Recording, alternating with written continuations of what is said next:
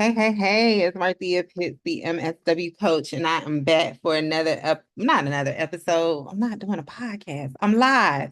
I'm live on YouTube, and I am coaching two social workers who have volunteered to take me up on an offer that I made. Just for those who are on my broadcast channel on LinkedIn. So, how this will work, let me first get the tech out of the way. I first need to make certain that you all can see me on YouTube and hear me and all of the wonderful things because we are streaming through Zoom and we are. So if you are watching this back on replay, drop in the chat in the comment section. Hey, I'm watching from such and such state. Where are you located? Tell us, where are you in the world? And I'm almost done with the tape, and then we're gonna jump into it. So because it's a federal holiday, it's Juneteenth Day. I was like, I know some people are off work, so I'm gonna go live and do some coaching. And I offered people who are on my broadcast channel on Instagram. If you don't know, I'm on Instagram at _MSW coach. That's kind of like my home base, where you can always find me. And so they took me up on the offer and we're here. And so I'm so excited to hear what their questions are and to help them through a guided process _MSW address whatever they're experiencing in their career. Please know and understand, I don't know what they're gonna ask me. We are doing this like I did it a few weeks ago. And let me just check one more thing and then we'll get started. Okay. Yes, you can see me, you can hear me on YouTube. So we're going to get started. The first person up is Samantha. So welcome, Samantha. I'm going to pin you and me. I think I can do that. Again, I don't know if the people will be able to see it, but um, tell me what's going on. What is happening in your career life? What made you take me up on the offer to join me on live today? I am, I would say I'm calling it a normal situation, but a very vulnerable situation for me. I'm jumping back into the job hunt um, process after um, having to part ways with my job due to my health condition. And I've been with that organization for a really long time. And so it feels just very scary out here. And so right now where I'm at, I really feel like my fears and probably insecurities are coming up a lot recently as I'm revamping my resume and really reflecting on all of the experiences that I've had, um, evaluating what skill sets I have, and also tapping into what you preach, which is trying to find something that aligns well with my passions and also just the population that I'd like to work with. So, um, to put it in one word, I'm feeling stuck. Um, because of my own self-limiting beliefs. Oh, Samantha, you came straight out the gate. You already know like what the root cause reason is. Okay. So, what types of jobs are you trying to go after? Let me start there. Mainly program management, program coordination type jobs.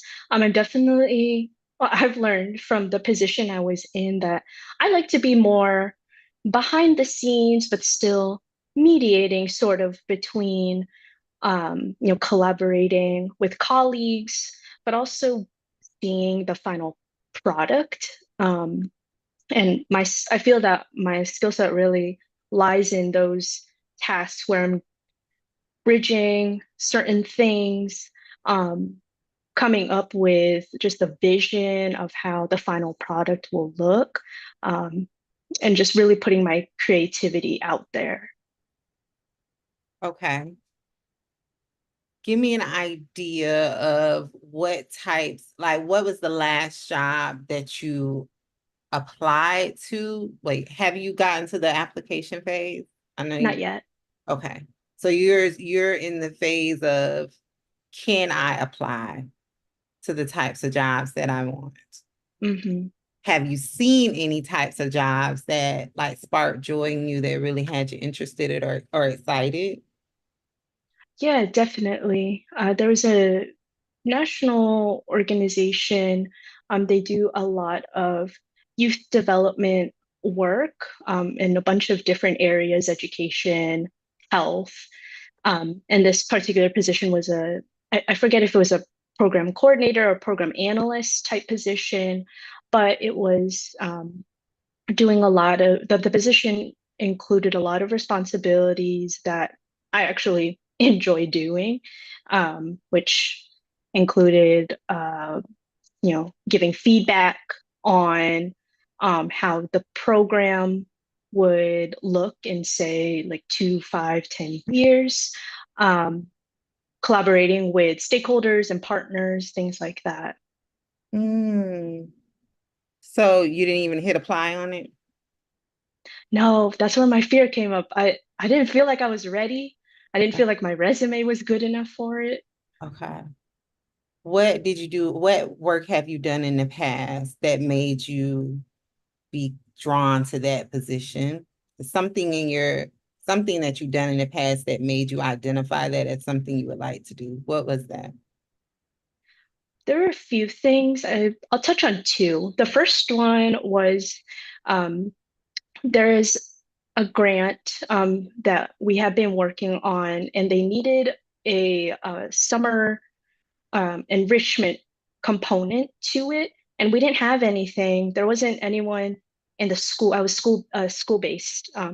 There wasn't anyone who could really come up with anything, and so I came up with the idea to create sort of a summer camp where the students who are at summer school doing their credit recovery courses, they could use their break time, their lunch period to get involved in some just fun activities, but also tying socio-emotional wellness to that.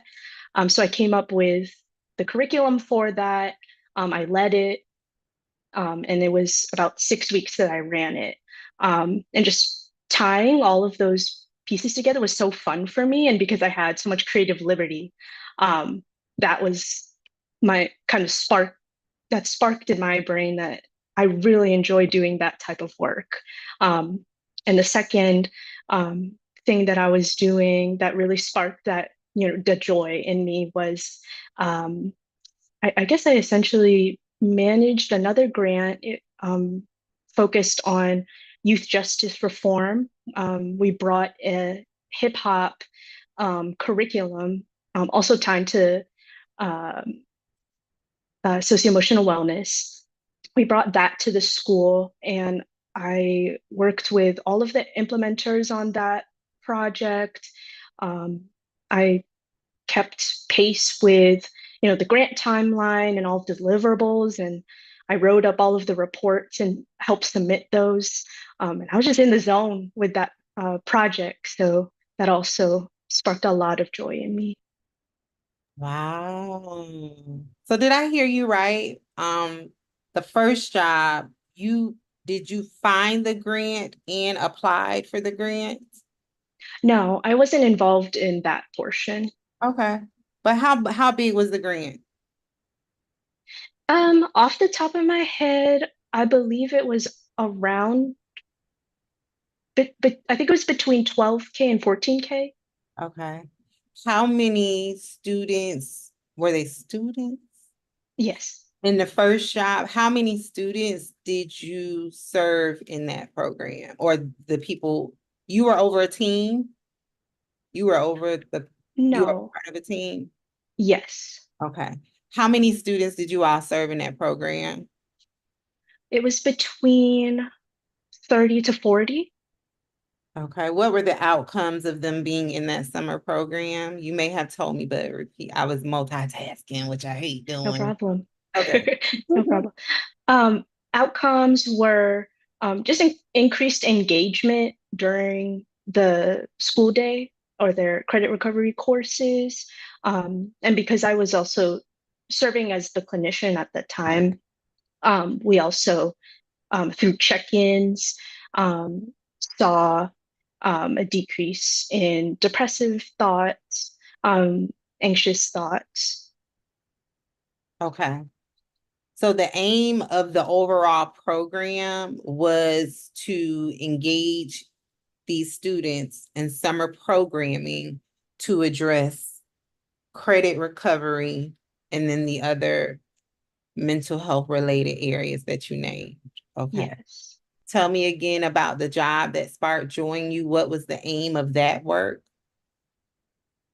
What were they? For that, that was to decrease um, the likelihood of students entering into um, the juvenile justice system, as well as um, providing an outlet for them to be able to express themselves and not tend towards um, delinquency type outlets. Oh, okay.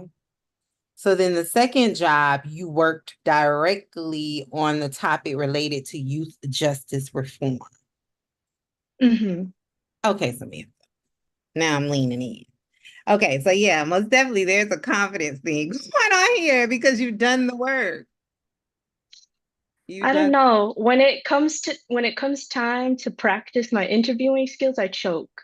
I choke every time. But I feel really comfortable in this space because I've watched a lot of your live streams, so maybe that's it.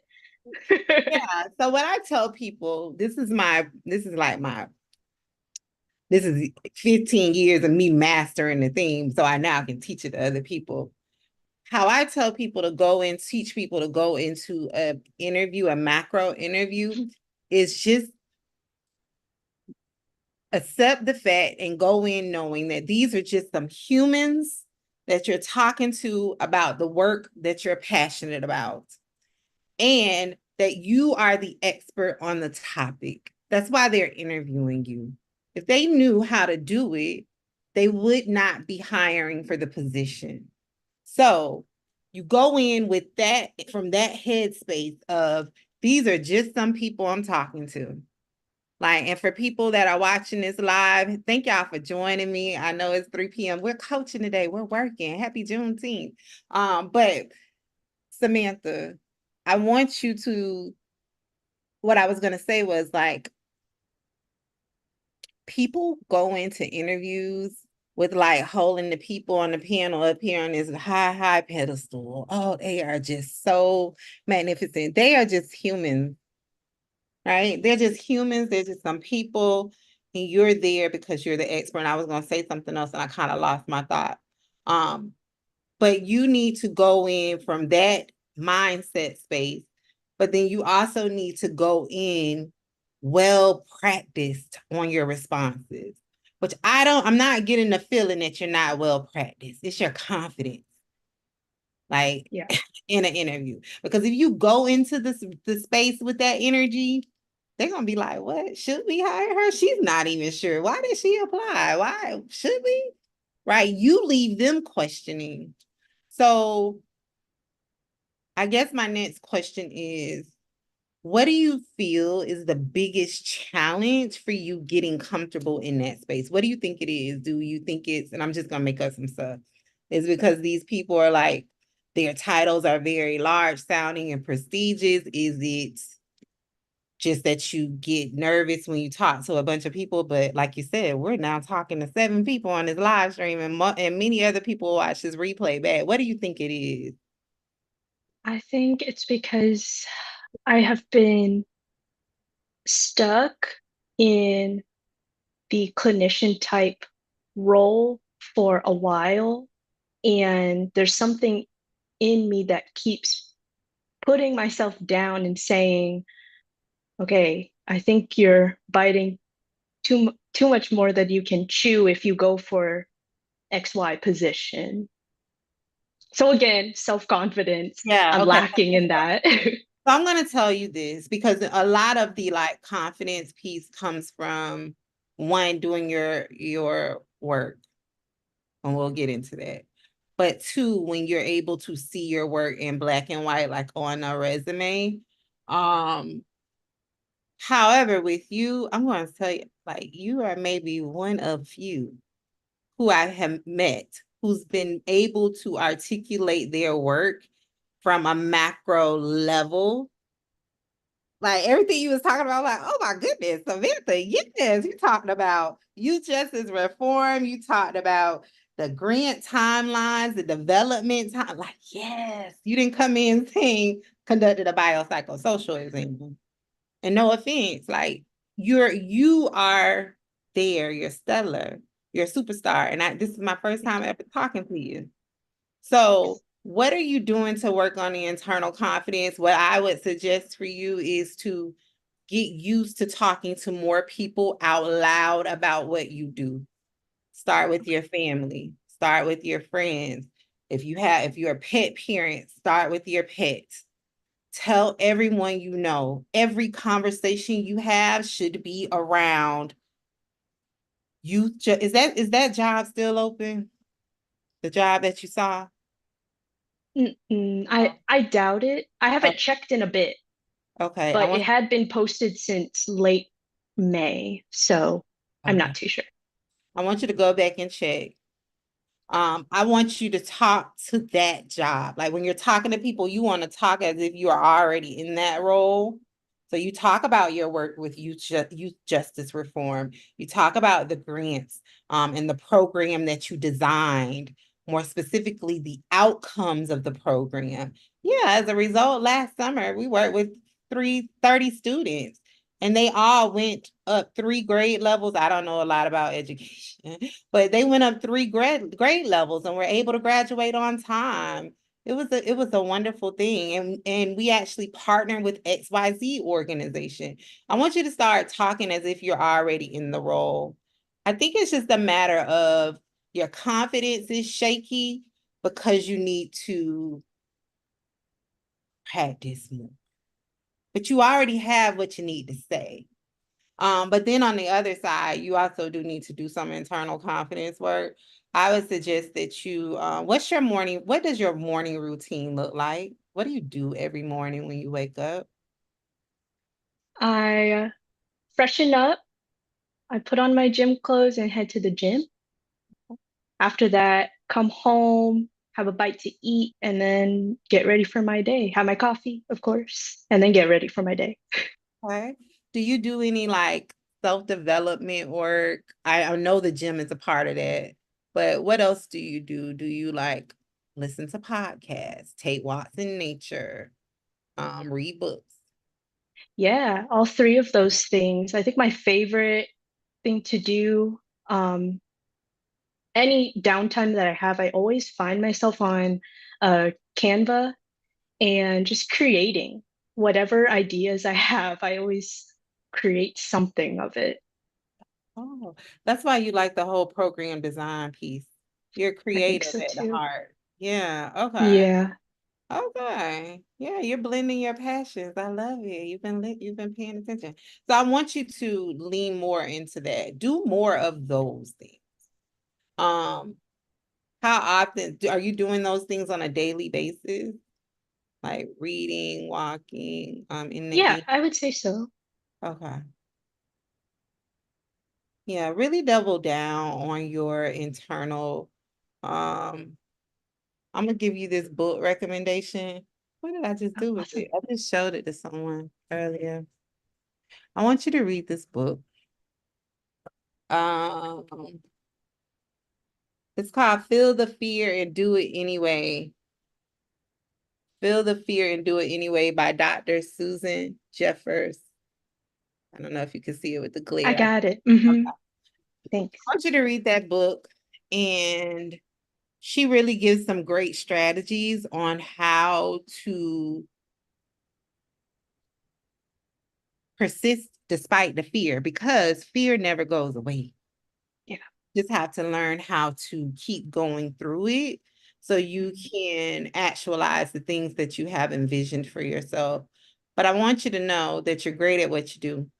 Just the way that you explained it to me was stellar. Yeah. You will ace a macro interview. You didn't say any of my buzzwords, you know, that sent me on my soapbox.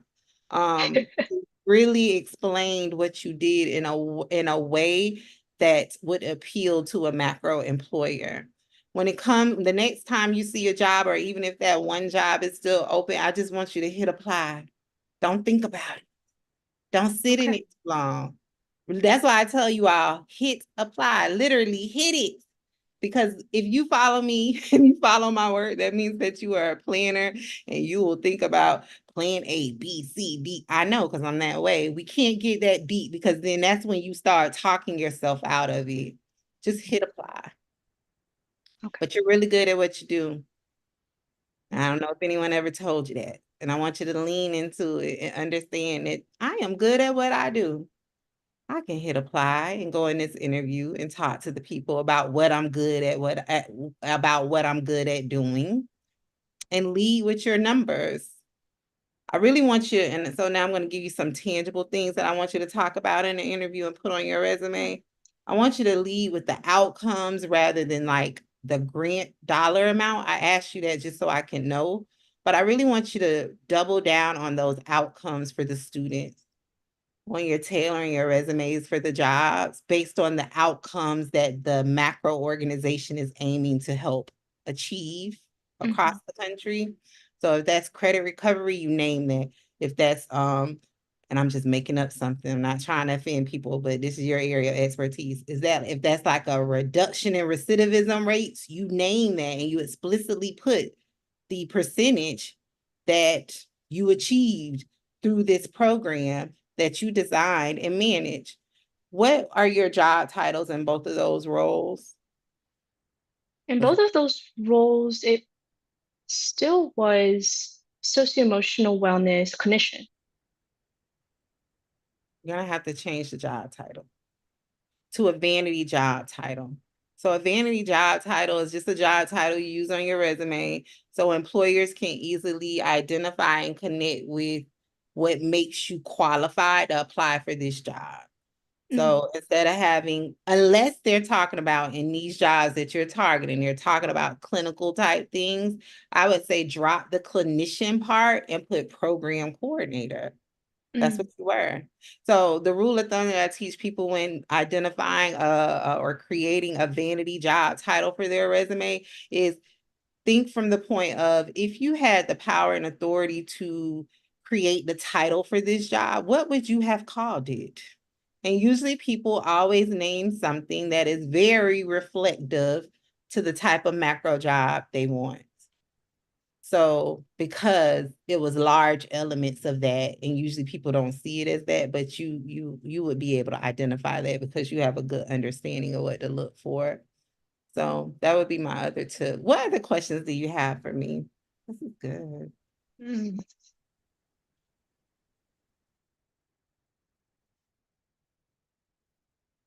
None right now. Okay. Maybe they'll come up as the conversation keeps going between all of us. Perfect. Perfect. But I really want you to, I know you said that you're on leave now, right? Due to Hmm. things connected to the job. Is that what I heard? Like, Uh, due to my health condition. yeah. Yeah.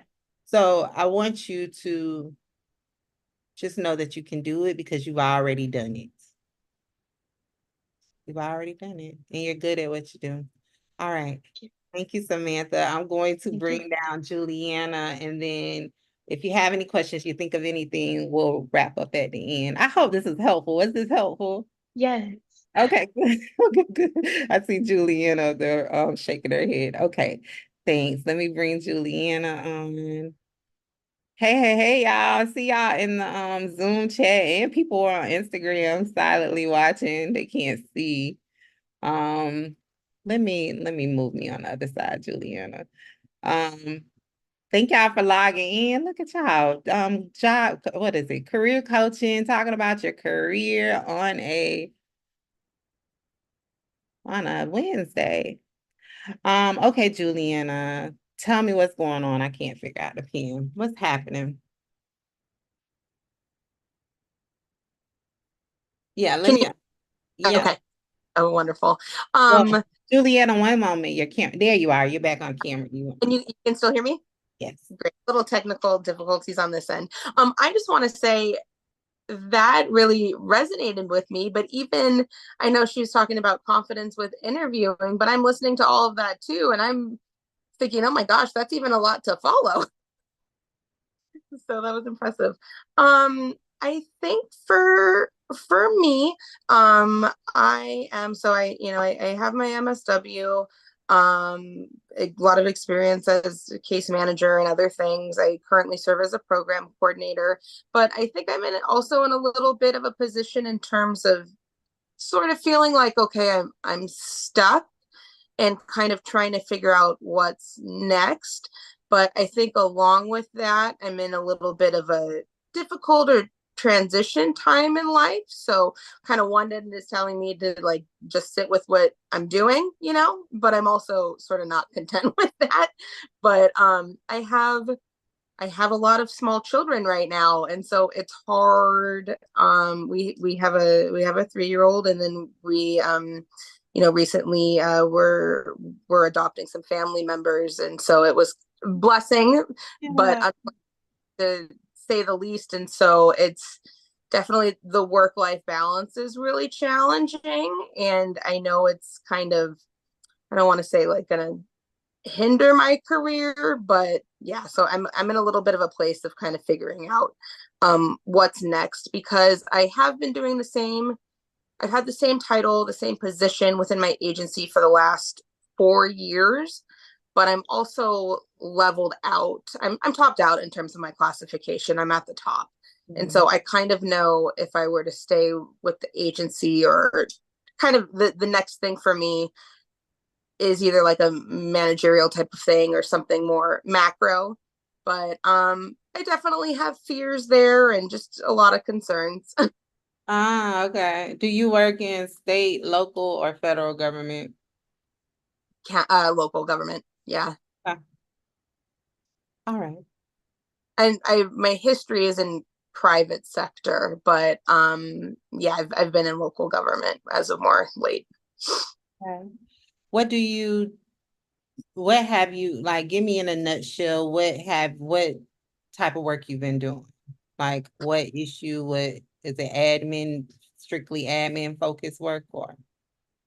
So I coordinate a fall prevention program. So while I am the program coordinator, I do, front end admin. I do the case management for the program. I oversee evidence-based programming. I do a lot of the higher level stuff as well, including, a lot of community collaborations, working with the community coalition. So it's the nature of how the program is set up. I'm doing a bit of everything. Okay.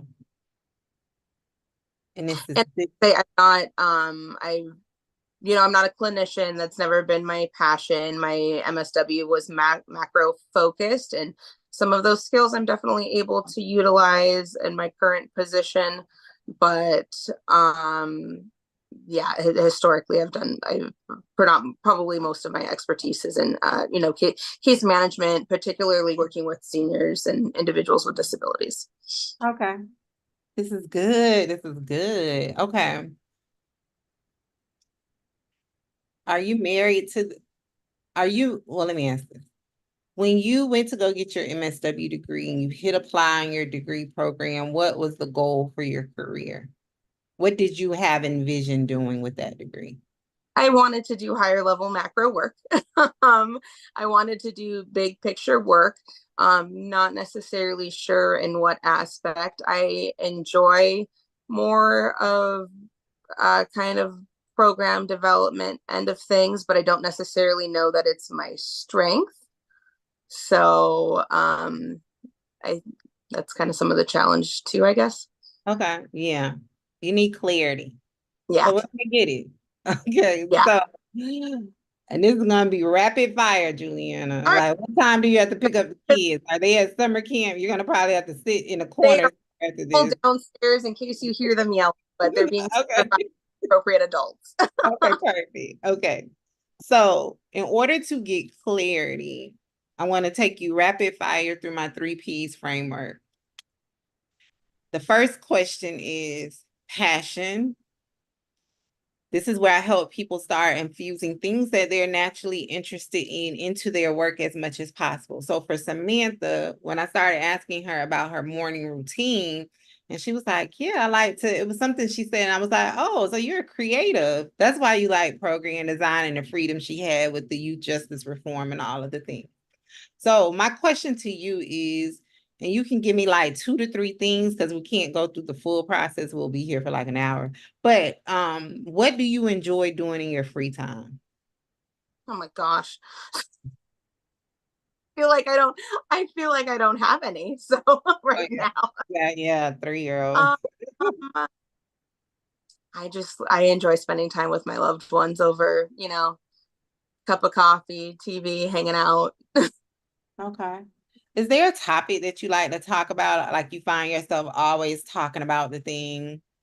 You don't know why. No, not right now. And I think part of that has been too because I've been very career focused and kind of more passion driven. It's challenging because the reality is, and I am, kind of being the parent and a breadwinner and that kind of thing, having to marry, okay, what's going to be the most practical. And so a lot of it is, and I think just over, so many years in the business, just kind of moving away from passions, and so kind of needing to find it again. Okay. So listen, let me ask you this question then, because this is a real abbreviated version. Out of all the work that you've done in the past, what did you enjoy doing the most? It may have been something you did one time in passing. It may have been in your practicum. It may have been in your internship. It may have been in high school when you were a candy striper at a local hospital. It was something that you did one time. You was like, I wish I could do more of that. I'm having trouble finding that, to be honest. Okay. I can think of one position I did, which was a place I did case management for a few years. I moved from doing their ongoing to doing intake, which was very short, and I enjoyed that because I got to work with a lot of different people quickly, pass on the client, but I was good at it because I knew the needs of the agency as a whole, and I was able to marry that with the needs of the individual. Mm. So you were able to identify, I want to repeat this back. So you were able to identify, like match up a person with the organization based on their needs? Yeah. Okay. And you enjoy that on some, Yeah. like, on what you could think about right now? Yeah. Okay, this is good. So when it comes to your population, we're going to skip the second P in the 3Ps framework, which is purpose and like how you want your work to look like, because you essentially just kind of answered that. The third P is population and issue. Before you started working where you are now, what population or issue did you want to do big picture work on or for? So taking it back, I was always passionate about like more inner, if I'm really thinking of when I was like really passionate and kind of in my schooling and stuff, I was actually drawn to kind of more international based issues, humanitarian work sort of stuff. Okay. What did that look like for you? Were you interested in like the I was interested in learning about the genocide in Sudan. okay. This is taking it way back. Yeah. But when you say learning, was it like research? Was the advocacy on the topic? Was the Research, causes, aid, aid development? delivery of aid. Yeah. Delivery of aid. Okay.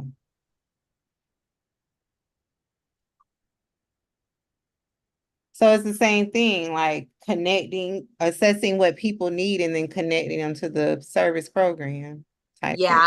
I think kind of one of the things I would say I'm passionate about in my current work, and I guess if there's one thing I kind of harp on, work wise, is a lot of individuals who aren't eligible for government support, but still may be impoverished and not qualifying for support. I'm kind of passionate about trying to get them services and not being a kind of forgotten piece of the puzzle. And I guess advocacy. Yeah. But a specific type of advocacy. You're not advocating for policy. You're advocating for getting the people what they need to address their real immediate needs. Yeah. That is the role of a connector in the macro scheme, like the macro roles.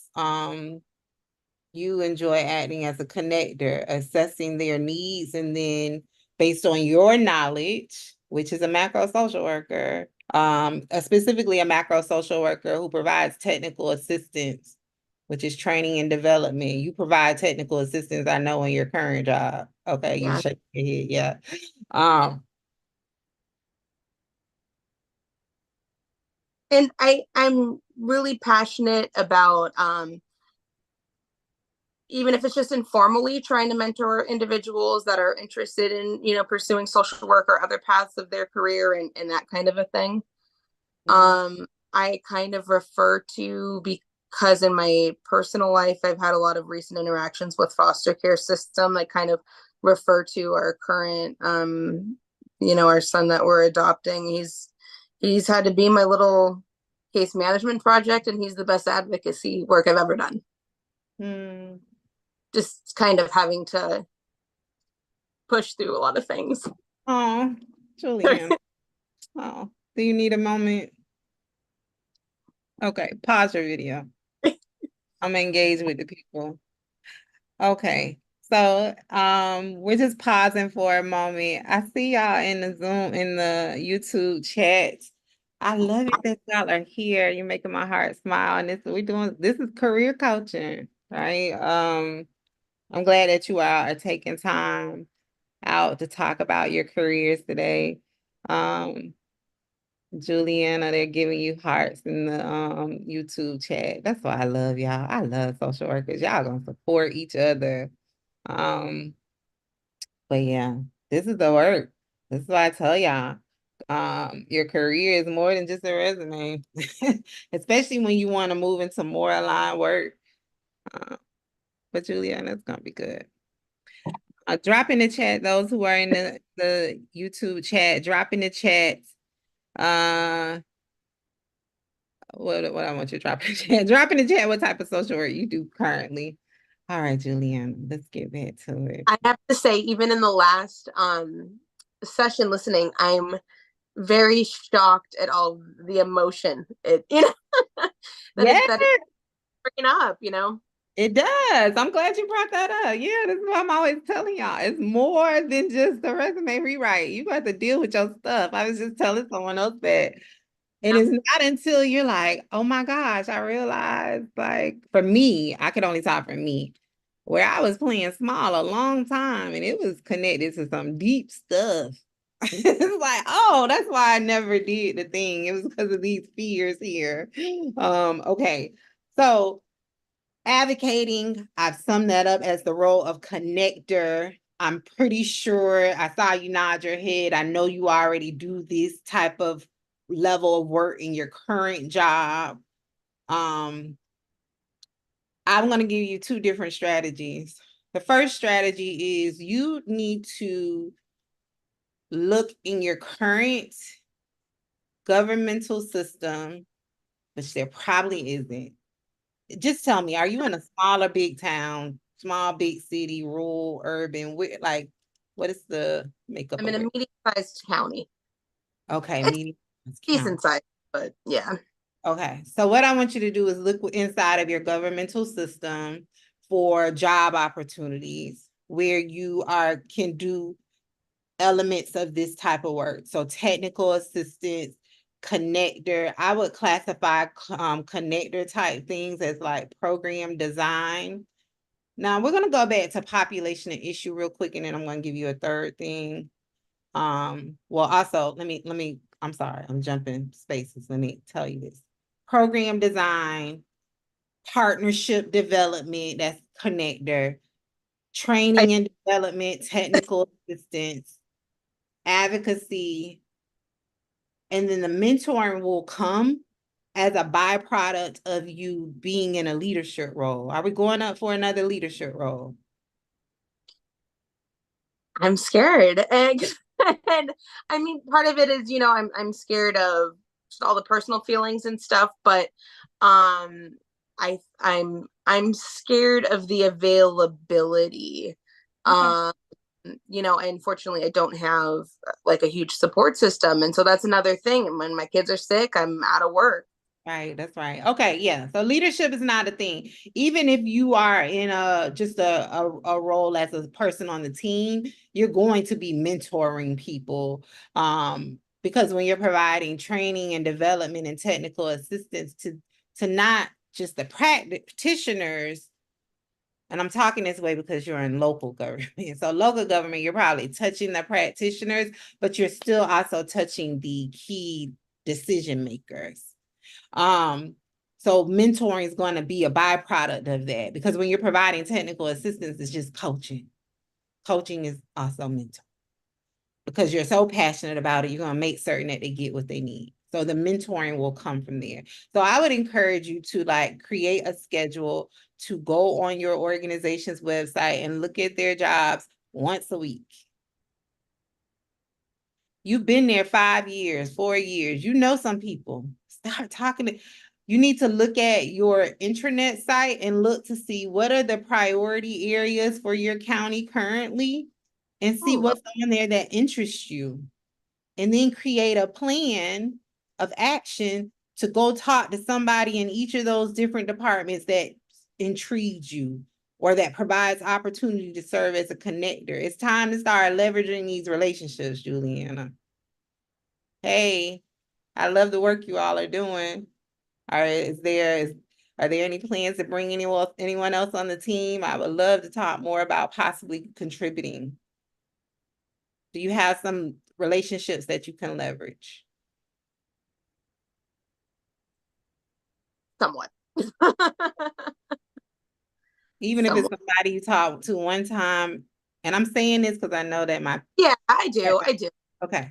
Yeah. I do. So even if you talk to them one time, you're just like, hey, and you don't have to say that you're actively looking. You can just talk to them to learn more about the work that's being done in their department. So you can get a game plan to say, okay, I need to target that department. I need to be looking on the employment job board for that department. The second strategy I will give you is to look external to your local government. I would encourage you to look at state or federal government, or look for a non-governmental organization that does work around a topic that's interesting to you. But look at it from technical assistance. Okay. But also remote, no travel, less than 20% travel, if not even that much. They exist. Don't hit apply on a technical assistance type job and it's 20 to 30% travel. You can't do that. I guess part of me is concerned too with some of and I think part of it is the way in which kind of the governmental work that I'm in. It's kind of the thing where I see people that are the next step than me. It's like, because I don't have interest in, supervising a unit of social workers. Do you know what I mean? But I also don't want to lose client connection. I sort of need that piece. You know what I mean? I'm not necessarily somebody who's going to perform well, doing large amounts of writing alone in an office all day. If that makes sense. Do you want one-on-one client interaction, or would you be okay with engaging with the key decision makers? Yeah, engaging in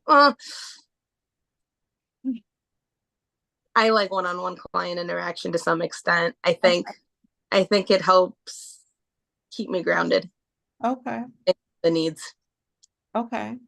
Well, then you can look internal to your organization. I would say look at or other organizations in your county. Start with whatever is of it. You need to create a short list though, because this is where we need to get a targeted job search. You need to create like a list of 3 issues. And it's going to take you a while to think about it that you would want your work to center on. And then look in your current county for organizations that do that type of work. If it's none, I know it is. I'm not going to say if it's not. Then expand the search to your region. Because the larger you go out, the less interaction you will have with clients. Right. So maybe look at the county surrounding your area. Yeah. And even with remote work, when you're targeting these types of organizations, there still will be times where you will be out in the community. So it's not like you're fully in your office working on your computer all day. What questions do you have about that? I guess so. Just to reiterate, focus on what I'm passionate about issue-wise, and then go from there. You got to have a strategy. The 3 Ps framework is, and it doesn't even have to be passion. It could just be what you're interested in. How I ask people to figure it out is, 1, what do people always come up to you and ask you about?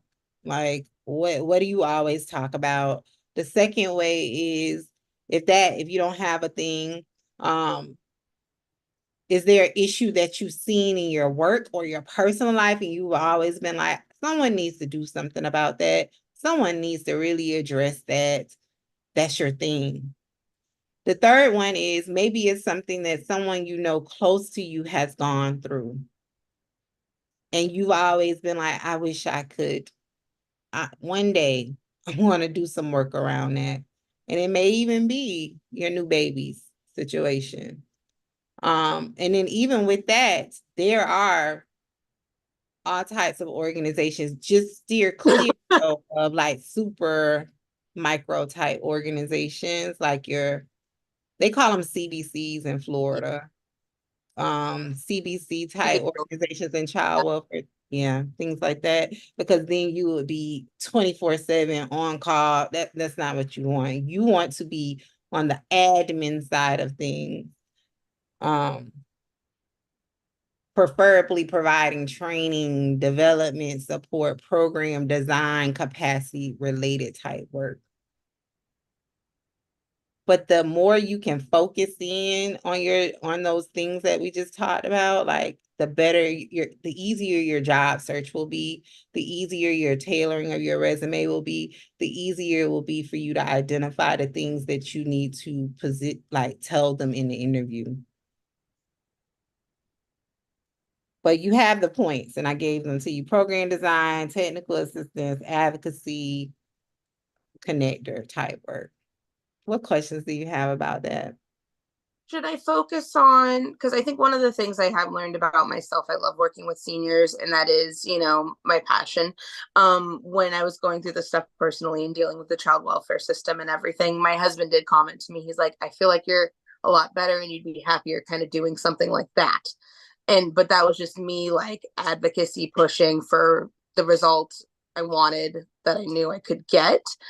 So I guess I'm wondering, like, do I stick with the population that I know and love and go from there? Do you know what I mean? Or yeah, if you love them, yeah. So with that, okay, this is helpful because so you're passionate about seniors. So you do work around fall prevention. Yeah.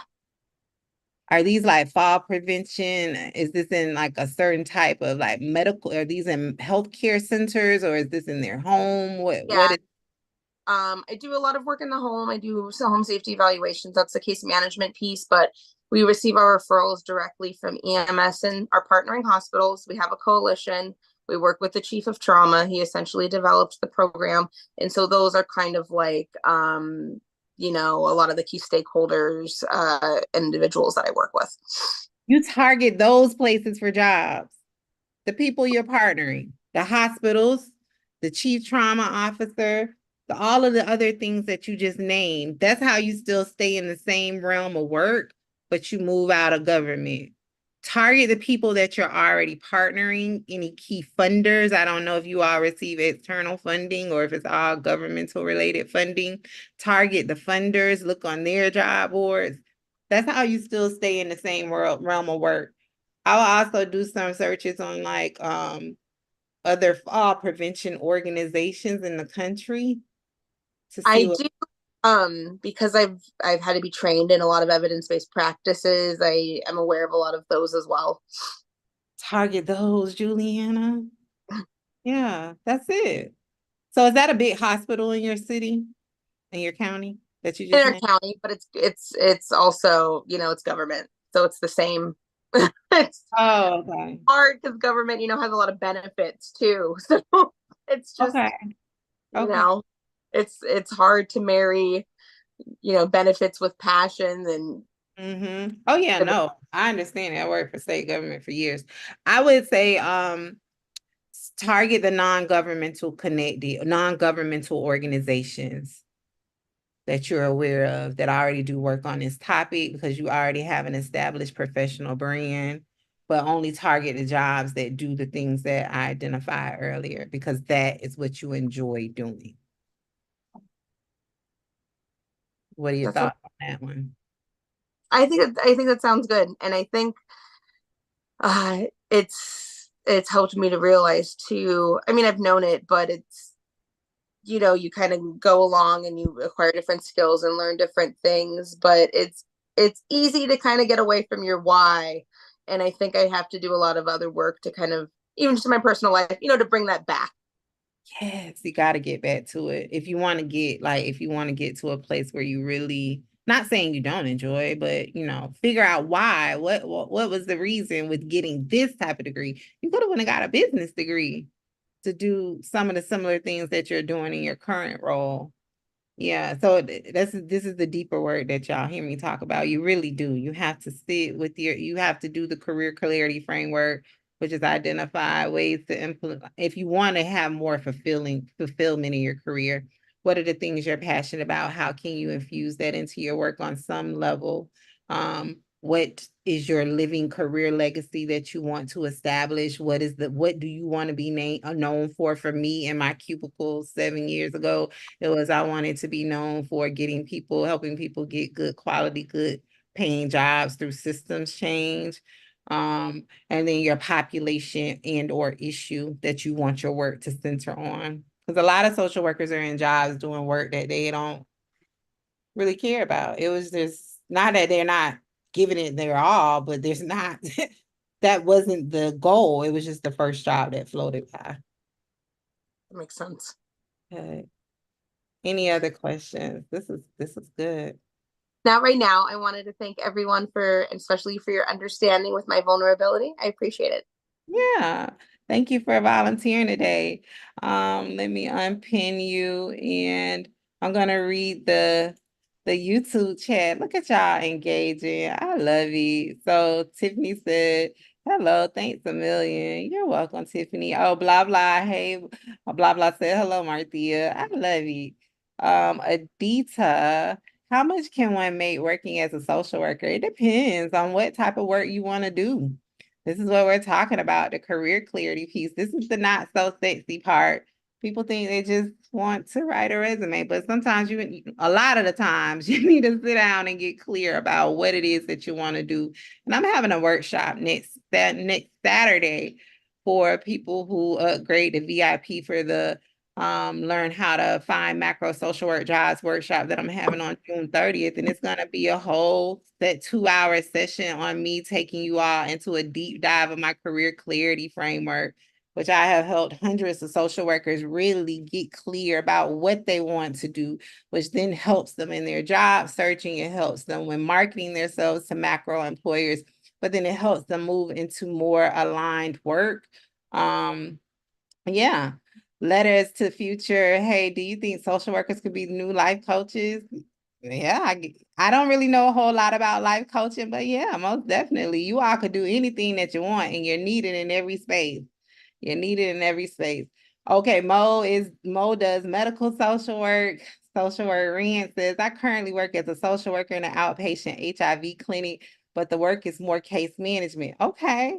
Mo's, I'm looking at director level roles based on the job description. I qualify. I need assistance with what to expect at a job interview. Okay, Mo's, what to expect? They're gonna ask you to talk to the app to your resume.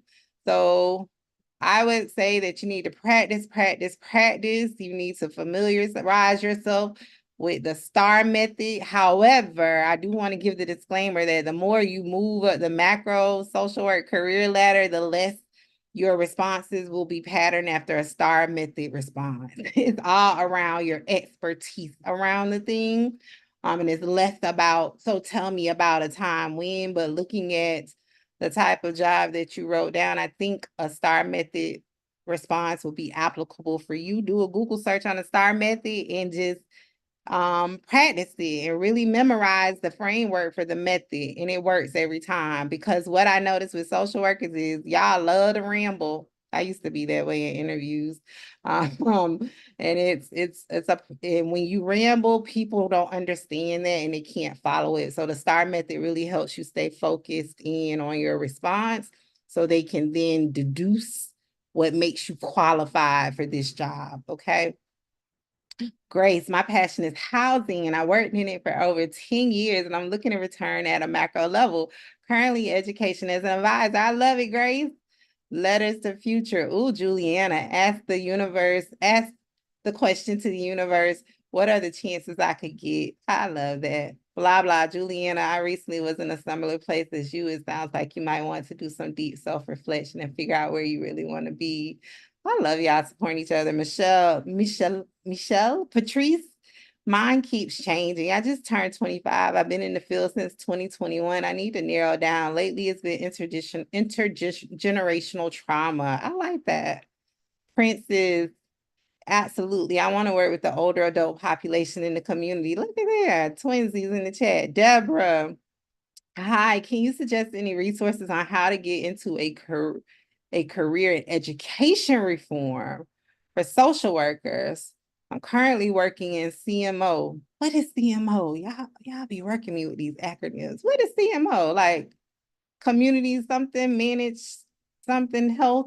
That's a good one. Education reform for social workers. I'm gonna write that down.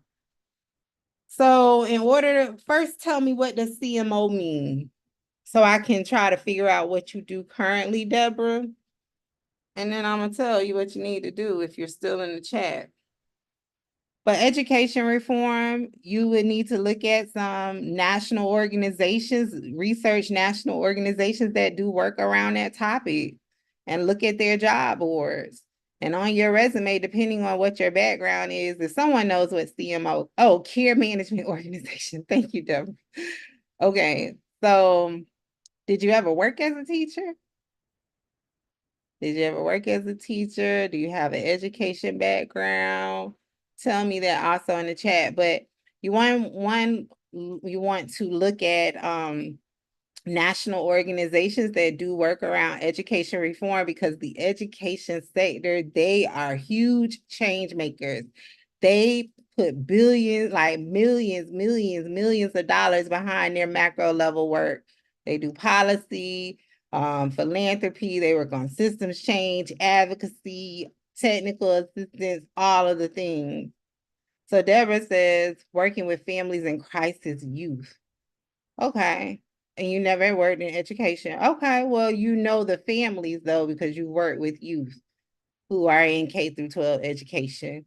So you need to do some research to see who are the key players when it comes to education reform.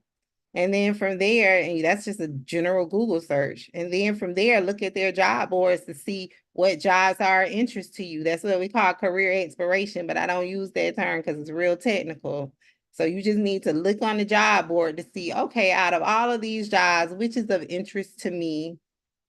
And then when you're starting to go after the jobs and tailor your resume, you want to talk about your education connected work with the youth in the Family Crisis Center. What were the things you helped them overcome? Because there's something that you've seen in that work that makes you interested in education reform. So you want to talk about all of the things that you did over and beyond to address the systems level issues that your youth were having. For me, when I hear that topic, because you all know my area is workforce development, I think about opportunity youth. I recorded a whole podcast episode a few weeks ago about opportunity youth and how they fall off of the face of the earth and no one knows where they are and no one goes to look for them in the K through 12 education system. We look for them in the workforce development system because they're not connected to education or any type of programming. But the education system doesn't. They're just like, oh, they're gone. We don't really know. They start walking off of the face of the earth in middle school. Then it continues in high school. And then after college, they just completely, they are gone. They disengage and no one knows where they go. So if I was interested in education reform, I would be targeting education reform focused organizations that are working on opportunity youth and re-engagement. But that's where you have to do your career clarity work to figure out what is the explicit issue that you want your work to center on. And then when you write your resume, you talk about those experiences. All right, Deborah, care management. Okay. Princess, there is adult education you could do. Okay. Princess, international social work. I love that, Princess. Chrissy, hi. I finally utilized the company EAP program after months of putting it off to work on something. Okay. I love that for you, Chrissy. Princess, what is your podcast? Okay, Princess, my podcast is Macro Social Work Your Way. If you visit macroandpaid.com, and I'll drop it in the chat for you, it will give you a link to it on my website to the podcast. Subscribe. Deborah says, okay, thank you. An exclamation point. I'm glad it was helpful. Thank Deborah. Okay. So it's 4:02. I told my special guest we will be in and out in an hour because once Marthea starts talking about jobs, I will go and go and go and go. So I'm going to be mindful of their time because they volunteered at the last minute for me and my stuff that I wanted to do today. But I thank you all for making time for your career development. Let me see real quick. I see some stuff on Instagram. CC says, this has been very helpful to witness the convos you had with the two folks looking to find macro jobs. I appreciate the book recommendation too. You're welcome, CC. Thank you for the feedback. Let's see, did I miss anyone else? Okay, good, CC. Thanks for the engagement on Instagram. You holding it down. Okay, so I'm going to go. If you all want to come to the How to Find Macro Social Work Jobs workshop, it's going to be on Sunday, June 30th. I'm going to teach you all of the strategies to find a macro social work job. It's a simplified process using my strategies. The link is down in the YouTube comments. In the YouTube description box. If you register for the workshop today, you get my 100 macro social work job titles list. It's literally 110 or 120 job titles. I think you all can see it with the Zoom background. Let me see. It's 100, you can't really see it, 110 macro social work job titles that I hand pulled together myself based on what I know about macro level work. And I used to sell it back in 2020. It was super, super popular. And then I took it down because I wanted you all to focus on more stuff than just job titles, as we saw today. Like you have to get clarity. You got to deal with your confidence. There's a whole lot of things that you got to do before you just start applying. If not, you will find yourself back in the same job type of situation that you're in. But I'm offering it again because in the workshop that I'm doing on June 30th, I'm going to be teaching you all the framework to my 3 Ps framework to help you get clear. However, if you upgrade to VIP, I'm having a whole 2-hour intensive the day before where we're going to take a deep dive and I pull out my notes, my document. I'm going to be typing notes and I want to really help people get a crystal clear about the population, the issue that they want their work to center on, how they want their work to look on a daily basis. It's all what I do inside of my full group career coaching program. We're going to pull out the white paper and we're going to be working. So you can either come to the workshop on Sunday where I'm going to be introducing you to the framework, and then you will need to go finish the process on your own, but I still will be teaching you how to find macro jobs. Or you can upgrade to the VIP where I'll be taking you through a deep dive and working with everyone to ensure that you leave that call clear about what type of work you want, how you want your work to look like, what population issue you want your work to center on. So then on Sunday, when you come to the job searching workshop, you will be able to really maximize the strategies that I'm teaching you to find aligned macro work. So it's like me being your coach for the day, but the day before, so you could go in on Sunday with a game plan about the types of jobs that you want. All right, so if you're interested, the information is down in the description box at macroandpaid.com, but today is the last day that you can get the 100 plus macro social work job titles. This list, it wins every time. I found 2 macro jobs yesterday on live in 2 minutes. It was on live. It was some of the people that's in this chat today. They were on that live with me yesterday watching the process.